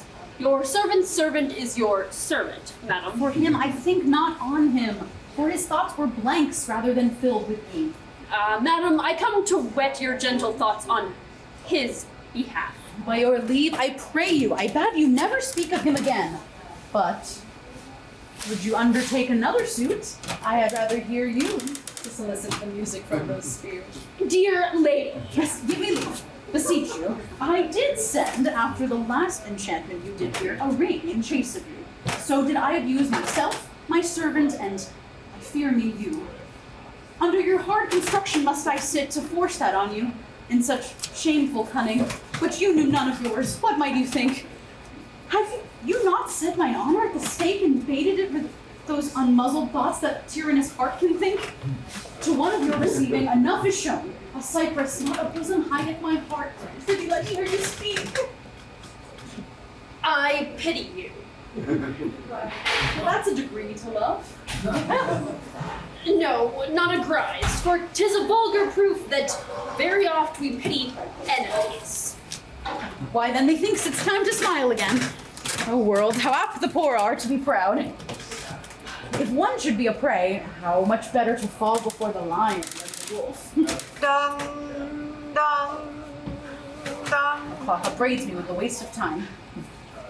Be not afraid, good youth. I will not have you.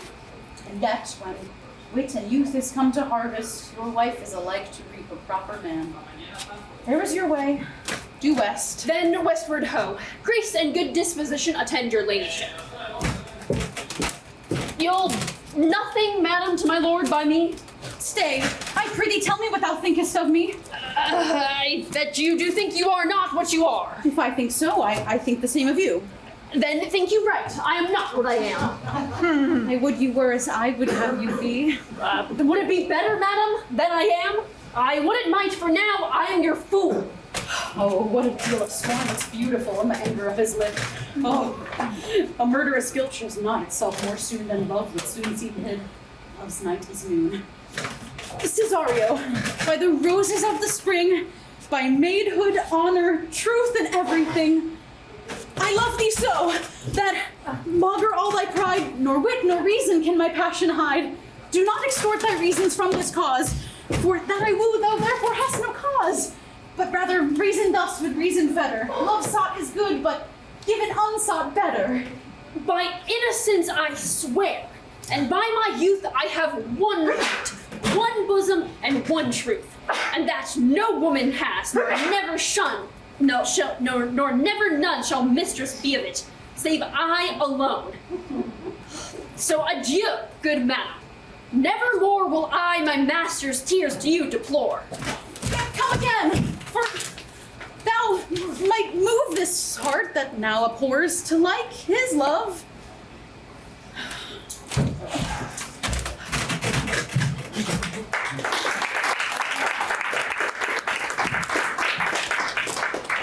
And now we are moving on to All's Well That Ends Well, Act 1, Scene 3. Helena will be played by Maeve, and the Countess of Roussillon will be played by Savannah. So this play was written around the same time as Twelfth Night. It's a very different tone, it's bittersweet, it's more complicated. And what you need to know is that Helena is in love with Bertram and determined to pursue him. Bertram's mother, the Countess, who is played by Savannah, suspects something. She's been told that Helena might love her son. She begins the scene with a soliloquy, talking through her thoughts. Then she confronts Helena directly. The Countess, has a soft spot for Helena, who has grown up in her household.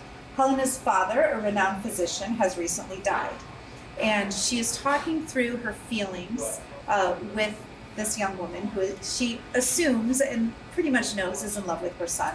It's a tender, intimate scene between two women. It's quiet, it's personal, and it's emotionally rich. All's Well That Ends Well, Act 1, Scene 3.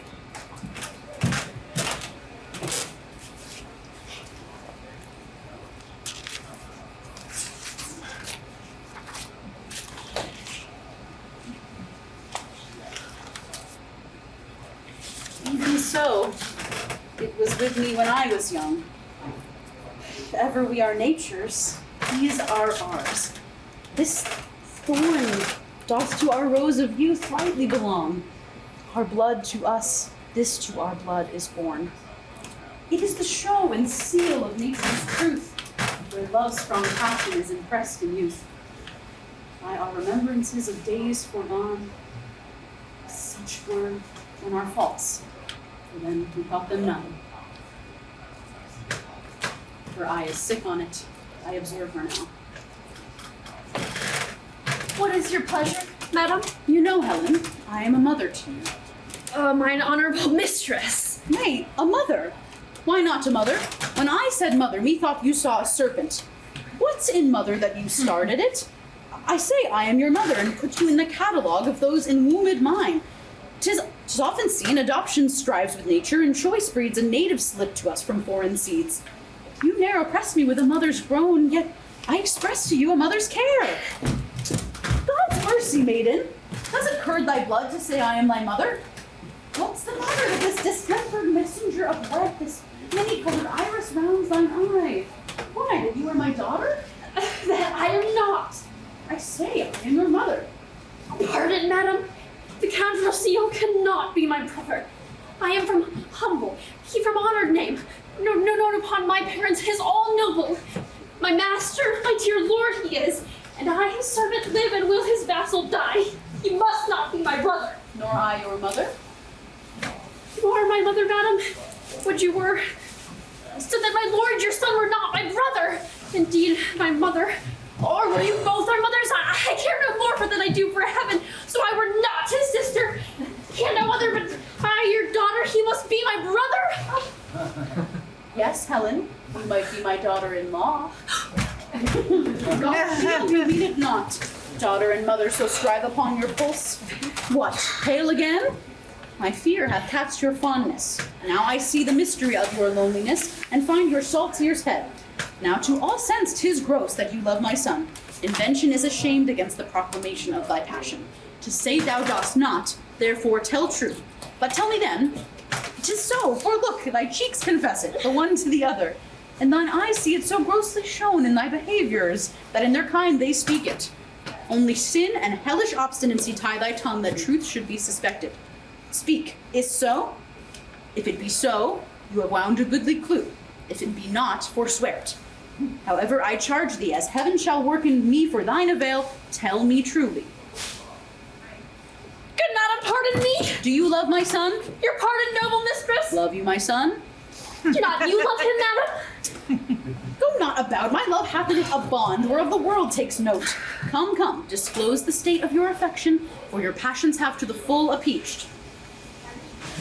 Then I confess, here on my knee, before high heaven and you, that before you and next unto high heaven, I love your son. My friends were poor but honest, so is my love. Be not offended, for it hurts not him that he is loved of me.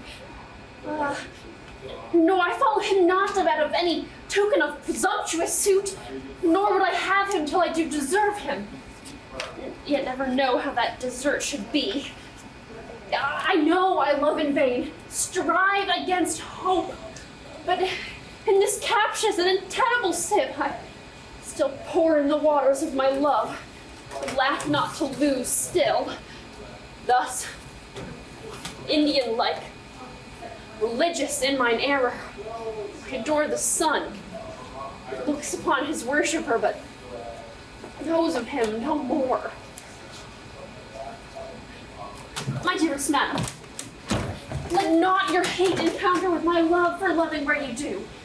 But if you yourself, whose aged honor cites the virtuous youth, did ever in so true a flame of liking, wish chastely and love dearly, oh, give pity to her, whose state is such that cannot choose, but lend and give where she is sure to lose. That seeks not to find that her search implies, but rather like live sweetly where she dies. Had you not lately an intent, speak truly, to go to Paris? Madam, I had. Wherefore? Tell true. I will tell truth by grace itself, I swear. You know my father left me some prescriptions of rare and proved effects, such as his reading and manifest experience had collected for general sovereignty, and that he willed me, and he's needfulest reservation to bestow them. His notes whose faculties were inclusive were more than they were in note. Among the rest, there is a remedy approved set down. Cure the desperate languishings whereof the king is rendered lost. This was your motive for Paris? Was it? Speak. Your lord, my son, made me to think of this. Else Paris and medicine and the king are the conversation of my thoughts happily been absent from. Thank you, Helen. You should tender your supposed aid. He would receive it. He and his physicians are of a mind that they cannot help him, and they that they cannot help. How shall they credit a poor unlearned virgin when the schools emboweled of their doctrine have left off the danger to itself? There's something in it, more than my father's skill, which was the greatest of his profession, that his good receipt shall for my legacy be sanctified by the luckiest stars in heaven. And would your honor but give me leave to try success, I'd venture the well-lost life of mine on his grace's cure by such a day and hour. Dost thou believe it? Aye, madam, knowingly. Why, Helen, thou shalt have my leave and love, means and attendance, and my loving greetings to those of mine in court. I'll stay at home and pray God's blessing into thy attempt. Be gone tomorrow, and be sure of this: what I can help thee to, thou shalt not miss.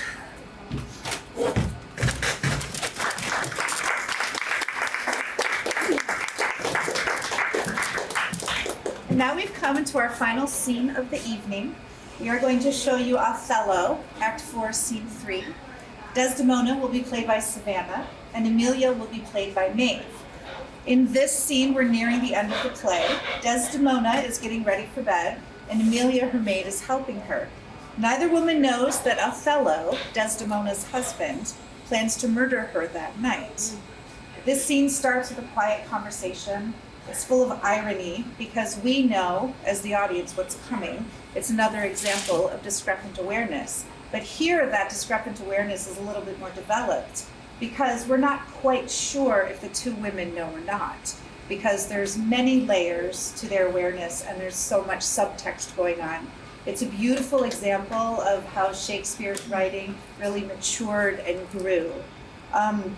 This scene echoes the very first scene of the evening that we showed you, the Comedy of Errors, where two women are talking about their duties as wives and as women. But of course, here it's in a tragic setting, and it has much more weight and many more meanings layered on top of it. It shows how Shakespeare returned to key themes in his tragedies and in his comedies. So we show you now Othello, Act 4, Scene 3.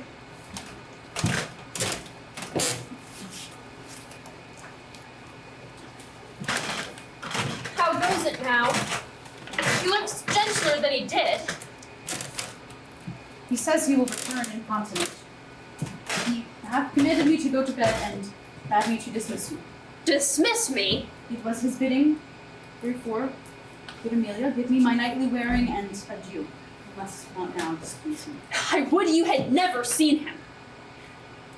So would not I. My love doth so approve him that even his stubbornness, his checks, his frowns, pretty unpity, doth have grace and favor in them. I've laid those sheets you bade me on the bed. All's one.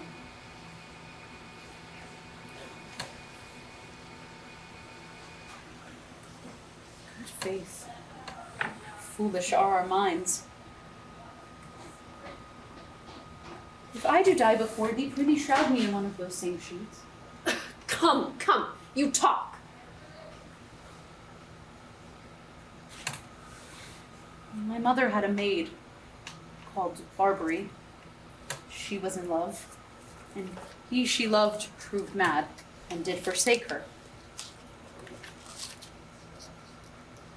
She had a song of willow.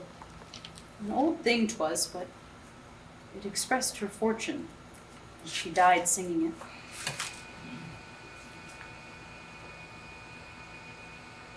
That song tonight will not go from my mind. I have much to do but to hang my head all at one side and sing it like poor Barbary. Prithee, dispatch. Shall I go fetch your nightgown? No, undo me here. This Lodovico is a proper man. A very handsome man. He speaks well. I know a lady in Venice that would have walked barefoot to Palestine for a touch of his nether lip.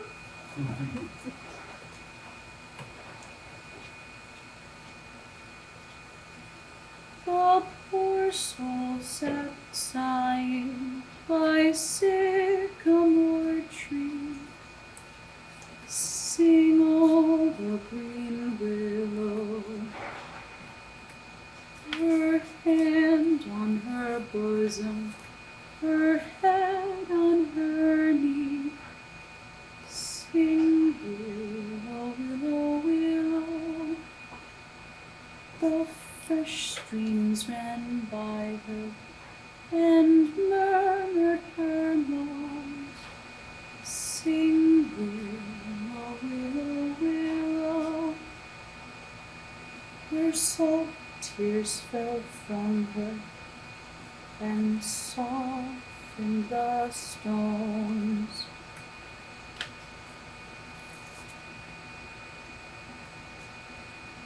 Lay by these.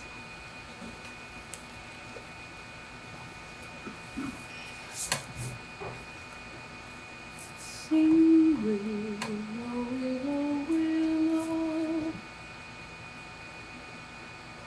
Prithee, hie thee, O come anon. Sing all the green willow must be my garden. Let nobody blame him, his scorn I approve. No, that's not next. Clark, who is that knocks? It's the wind. I called my love false love, but what said he then? Sing willow, willow, willow. If I court more women, you'll couch with more men. So get thee gone. Good night. And eyes do itch. On that bow, you think? 'Tis neither here nor there. I have heard it said so. These men. These men. Dost thou in conscience think, tell me, Ludovidia, if there be women who do abuse their husbands in such gross kind? There be some such, no question. Wouldst thou do such a deed for all the world? Why? Not you? No, by this heavenly light. Nor I neither by this heavenly light. I might do it as well at the dark. Wouldst thou do such a deed for all the world? The world's a huge thing. It is a great price for a small vice. In troth, I think thou wouldst not. Troth, I think I should. And undo it when I had done. Marry, I would not do such a thing for a joint ring, nor for measures of lawn, nor for gowns, petticoats, nor caps, nor any petty exhibition, but for the whole world? Why? Who would not make her husband a cuckold to make him a monarch? I should venture purgatory for it. Beshrew me if I would do such a wrong for the whole world. Why, the wrong is but a wrong in the world. And having the world for your labor, 'tis a wrong in your own world. And you might quickly make it right. I do not think there is any such woman. Yes, a dozen. And as many to the vantage as would store the world they played for. But I do think it is husbands' faults if wives do fall. Say that they slack their duties and pour her treasures into foreign laps, or else break out into peevish jealousies, throwing restraint upon us. Or say they strike us, or scant our former having in despite. Why, we have galls, and though we have some grace, yet have we some revenge. Let husbands know their wives have sense like them. They see and smell and have their palates both for sweet and sour as men have. What is it that they do when they change us for others? Is it sport? I think it is. And doth affection breed it? I think it doth. Is 't frailty that thus errs? It is so too. And have we not affection, desires for sport, and frailty as men have? Then let them use us well. Else, let them know the ills we do, their ills instruct us so. Good night. Good night. Heaven me such uses send, not to pick bad from bad, but by bad mend.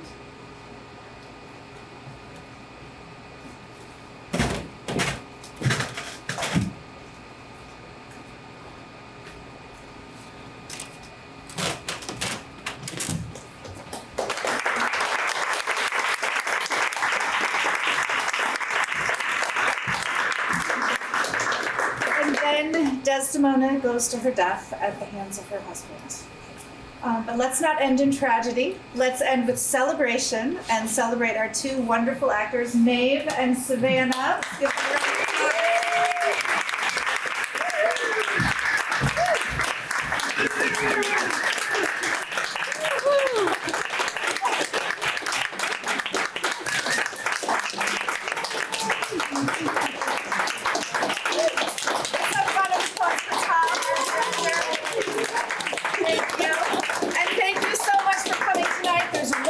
things happening here on the Goddard campus. Please keep your eyes out for a play festival that's happening next week. Lots of new plays by playwrights who've come from all over the country to be with us. There's posters out there with QR codes. You can check it out, and we hope you come back. There's also the Taming of the Shrew at the end of August, and we're hoping for many more wonderful events. So thank you for being here, and a round of applause. Okay, have a good evening, everyone.